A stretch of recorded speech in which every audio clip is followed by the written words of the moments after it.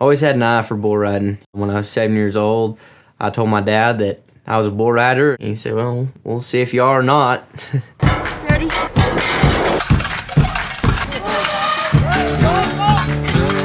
Grandpa, he had some old roping steers down the road. That 7-year-old arrogant little kid running around thinking he was a king, when it came down to it, got a little nervous. How's he ride? I'll never forget that first time. I got bucked off and pretty quick. The thing with rodeos, you know, once you do it, it's in your blood and you just gotta keep doing it and doing it. Look down! Pass off! When you get down the buck and shoot, there's nothing else better. The whole world just shuts off. Then it's just, you know, it's your time to shine and nothing else matters other than just winning.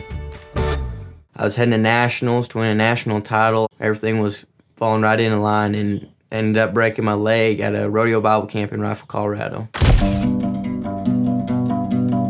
Being hurt, you know, it can take a toll on a guy.